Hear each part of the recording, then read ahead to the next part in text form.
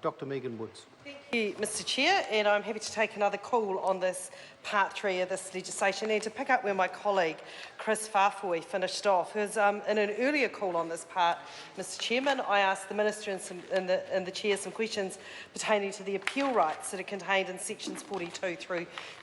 24 through 26 of this legislation. And I have to say, Mr Chairman, that the Minister's response that it's okay because we're going to appoint judges to Environment Canterbury, you don't need to have appeals to the Environment Court, was truly one of the most terrifying things I've heard said in this House.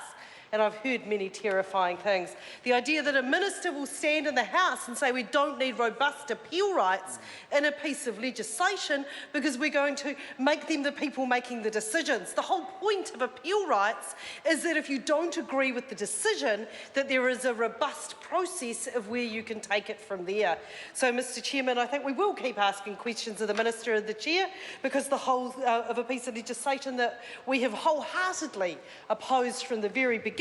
seems to be getting worse and worse with the utterance of the Minister and the Chair. So with the question the further question in terms of part 3 that I would like to put to the Minister who is currently sitting in the Chair is around the functions of what Environment Canterbury will do. And what we see in part 3, that this is as close to the functions as the legislation gets. And what we see both from part 3 and the clauses that are through there and in Schedule 3 that part 3 refers to is it's very much about the management of water in Canterbury. And Mr Chairman, all through the passage of this legislation, we have heard time and time again from the Minister, the Honourable Nick Smith, that the whole basis of the need back in 2010 to throw out an elected council and put in place government appointees was because of the Creech report. That pointed to problems with the governance in Canterbury. And Mr Chairman, I think that part 3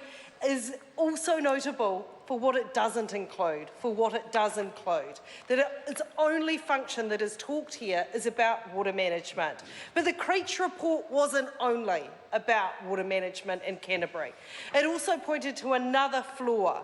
in ECAN, and one that it said that did need to have some attention paid to it, and that was that it recommended a review of the transport functions of Environment Canterbury, particularly matters of public transport, given the concentration of transport functions in urban areas, especially Christchurch, within that body. Because, Mr Chairman, for the people outside of that area might not understand the very sliced and diced way that public transport operates in Canterbury. So Environment Canterbury for the bus system, for example, within Christchurch City sets the routes. But it is the job of the Christchurch City Council to place the bus stops, and that is a delegated authority to community boards. So that we have one body that decides where the buses are going to go and another one that has to deal with the infrastructure around those. And Mr Chairman, it has long been our contention, and something that we did hear very much through the submission process on this bill, that it wasn't just these water functions in part 3 of the bill that Cantabrians wanted, that they also thought that if there was anything that was going to be happening in terms of us having an examination of the role of ECAN, that it should also include a functional examination, and one of those functions should be ways in which we could have more integrated approaches to transport planning in our region. I think when the government talks about this being a piece of legislation that is required as part of the response to the regeneration of Christchurch, there could be no greater need than to get integrated approaches to our transport planning. And I think we see that around the edges where Christchurch City borders with other councils, whether that be in Mr Ducey's